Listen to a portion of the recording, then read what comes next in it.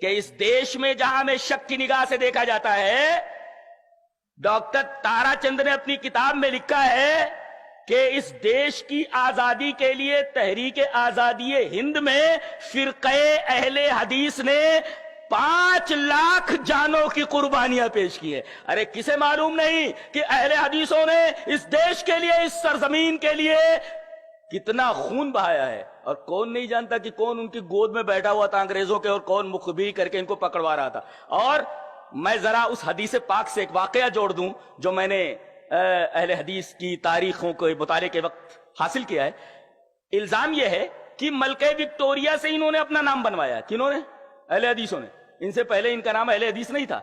ارے وہابی تم لوگوں نے ہمیں کہا، اور وہابی یہ باغی کے مرادف سمجھا جاتا تھا، اور وہابی اسے کہا جاتا تھا جو رفع الیدین کرے، جو سینے پر ہاتھ باندھے، جو آمین بالجہر کرے، اور انہی کو پوائنٹ آؤٹ کر کے کہ یہی غدار ہیں اور یہی باغی ہیں، ان کو مسجدوں سے اٹھا لیا جاتا تھا، ان کی جائیدادیں قرق کرا لی جاتی تھی، انہیں ایسی سزائیں دی جاتی تھی کہ خود انگریز سپاہی بے ہوش ہو کر گر جاتا تھا، ایسی سزائیں دی جاتی۔ حضرت مولانا یحییٰ رحمہ اللہ کی داڑھی موڑ دی گئی تھی، وہ داڑھی کے بالوں کو ہاتھوں میں لے کر روتے رہتے تھے۔ اللہ، مسلمانوں نے کتنی تکلیفیں اٹھائی۔ ایک مسلمان تو بادشاہ ہی صحیح، بہادر شاہ ظفر، جس سے یہ حکومت چھینی گئی تھی، جانتے 3 دن بھوکا رکھا گیا اس بادشاہ کو بیچارے کو۔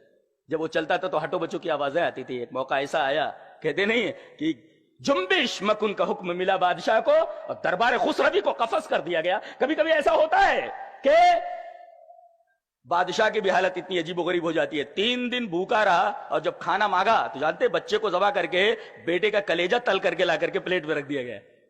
کون باپ برداشت کر سکتا ہے؟ مسلمانوں کی کتنی تکلیفیں اٹھائی ہیں۔ اور خاص طور سے تارا چند نے تو یہ کہا کہ 5 لاکھ اہل حدیثوں نے اپنی جان کی قربانیاں پیش کی ہیں۔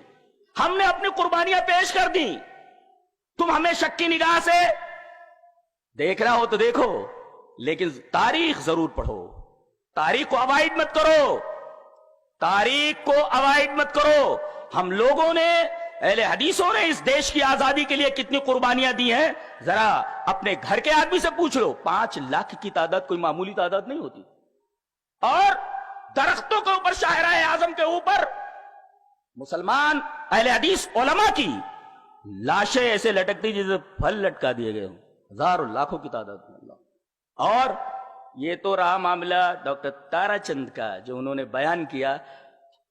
پنڈت جواہر لال نہرو نے تو صادق پور کے ایک صاحب سے ملاقات کے وقت یہ کہہ دیا تھا کہ دیش کی، ہندوستان کی آزادی کے موقع پر جو قربانیاں اہل حدیثوں نے دی ہیں، اہل حدیثوں کی قربانیاں ایک پلڑے میں رکھ دی جائے اور تمام ملک کے لوگوں کی قربانیاں ایک پلڑے میں رکھ دی جائے تو دیش کے تعلق سے جو قربانی اہل حدیثوں نے دی اس کا پلڑا بھاری ہو جائے گا۔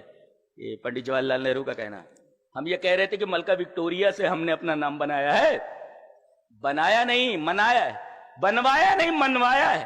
اور یہ وہی حال اللہ، اب جب سارے اہل حدیثوں کو اٹھا لیا جاتا تھا، جو بھی آمین بالجہر کرتے ہوئے دیکھا جاتا، سینے پر ہاتھ باندھے دیکھا جاتا، اس کو اٹھا لیا جاتا، قتل کر دیا جاتا۔ محمد حسین بٹالوی رحمت اللہ علیہ نے یہ تو دیکھا کہ اگر یہ پورا کا پورا گروہ آج مار لیا گیا تو لا توبت فی الارض، زمین میں تیری عبادت نہیں ہوگی۔ لہذا انہوں نے آگے بڑھ کر کے کہا کہ ہم لوگ وہابی نہیں ہیں۔ وہابی کس کو بولتے ہیں؟ ہم لوگ اہل حدیث ہیں، ہمارا نام پہلے سے اہل حدیث رہا ہے، اور ہمارا نام اہل حدیث لکھو۔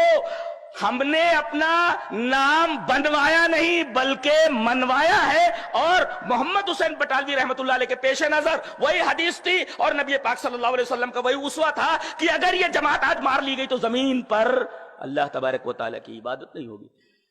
آپ کی وجہ سے تو بدعتیں، آپ کی وجہ سے شرک، آپ کی وجہ سے یہ ساری خرافات، یہ خوف زدہ ہیں، خوف زدہ ہیں۔ آپ نہ ہوتے تو اللہ تبارک و تعالیٰ کی عبادت صحیح شکل میں نہیں ہو پاتی۔ بہت سارے لوگوں کے پاس اسلام ہے، لیکن آپ کہہ سکتے ہیں کہ وہی اسلام تو جو رسول اللہ صلی اللہ علیہ وسلم لائے ہیں؟ آپ کہہ سکتے ہیں وہی اسلام؟ صحابہ آج آ جائیں تو حیرت زدہ ہو جائیں گے کہ یہ وہی اسلام جس کے لیے ہم لوگوں نے قربانیاں دی تھی، یہ کیسا اسلام ہے لوگوں کے پاس؟ یہ کیسا اسلام؟ تو اصل اسلام تو آپ کے پاس ہے، اصل چیز تو آپ کے پاس ہے۔ تو آپ کو خوش ہونا چاہیے کہ آپ کون ہیں اور آپ کس کا امتداد ہیں۔ اللہ، اس حدیث کی روشنی.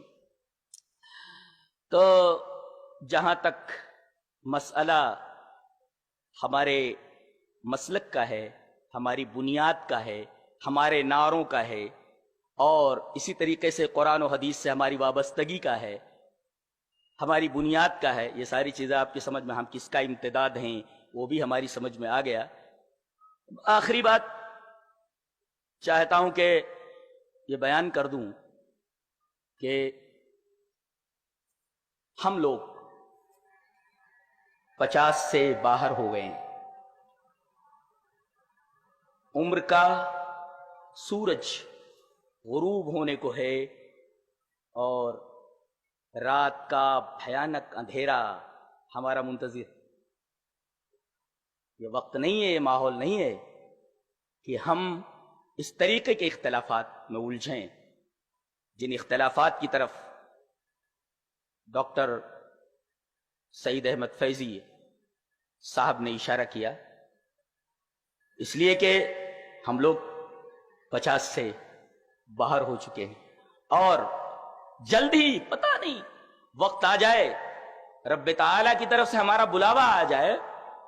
شاعر نے بہت اچھا کہا ہے کہ اپنے بالوں کی سفیدی پہ سہم جاتا ہوں، اپنے بالوں کی سفیدی پہ سہم جاتا ہوں، زندگی اب تیری رفتار سے ڈر لگتا ہے. تو بجائے ڈرنے کے ہم کہاں الجھے ہوئے ہیں. مسئلہ وہ نہیں ہے جس میں تو الجھے ہوئے ہو، اور یہ دنیا جس کے پیچھے تم جائز ناجائز کا فرق کیے بغیر پڑے ہوئے ہو، دنیا اپنے تمام مسائل کے ساتھ ایک دن ختم ہو جانے والی ہے. مسئلہ وہ نہیں ہے جس میں تم الجھے ہوئے ہو، مسئلہ وہ ہے جو جلد ہی تمہارے سامنے پیش آنے والا ہے. اس سے پہلے کہ وہ مسئلہ ہمارے سامنے پیش آیا، مسئلہ درپیش ہو، ہمیں اپنا محاسبہ کرنا چاہیے اور تمام اختلافات کو ختم کر کے صحیح طریقے سے اپنے مقام کو پہچانے کہ ہم کیا ہیں.